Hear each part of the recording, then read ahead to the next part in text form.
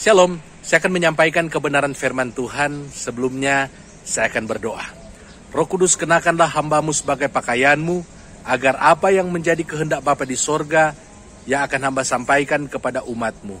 Dalam nama Tuhan Yesus, hamba sudah berdoa. Amin. Firman Tuhan yang akan saya sampaikan terdapat di dalam Yohanes pasal yang ketiga, ayat yang ke-16. Firman Allah berkata, karena begitu besar kasih Allah akan dunia ini, sehingga Ia telah mengaruniakan anaknya yang tunggal, supaya setiap orang yang percaya kepadanya tidak binasa, melainkan beroleh hidup yang kekal.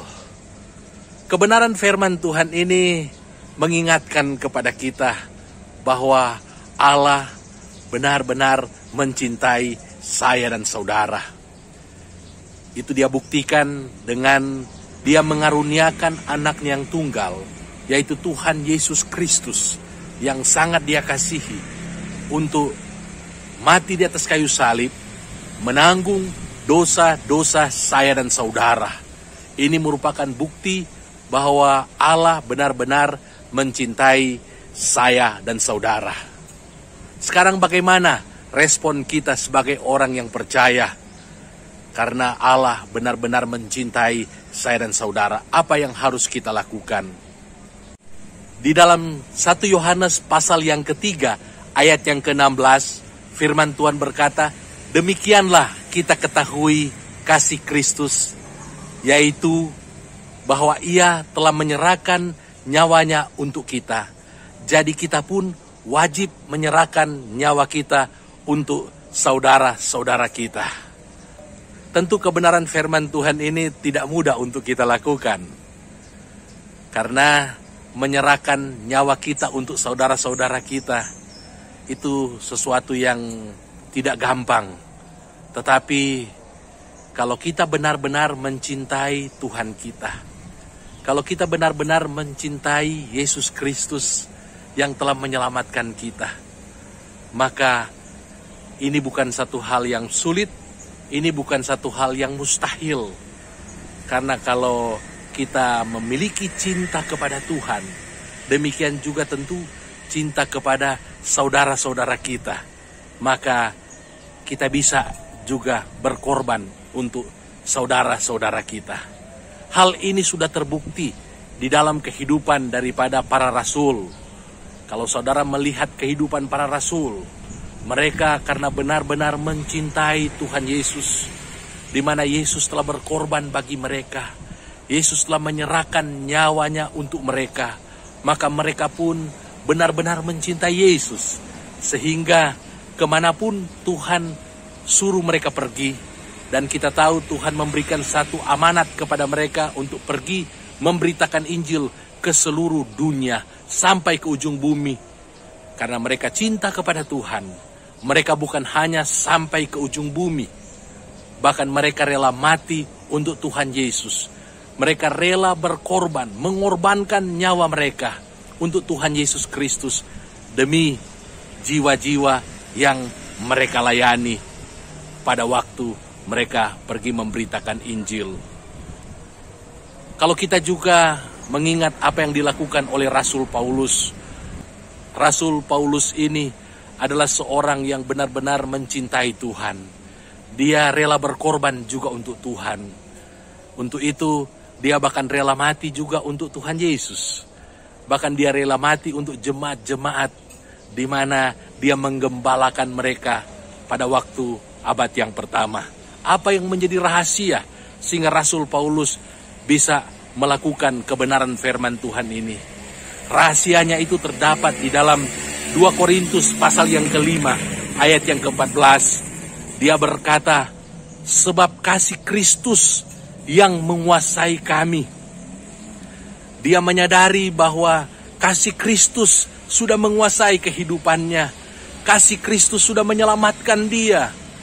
Bagaimana dia seorang yang berdosa, bagaimana dia seorang yang buta secara rohani, di mana dia menganiaya umat Tuhan.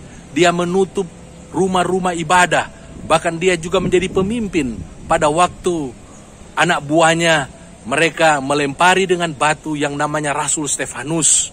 Dia menjadi pemimpin dan dia membenarkan apa yang mereka lakukan. Kehidupannya betul-betul jauh daripada Tuhan. Kehidupannya benar-benar tidak memuliakan Tuhan.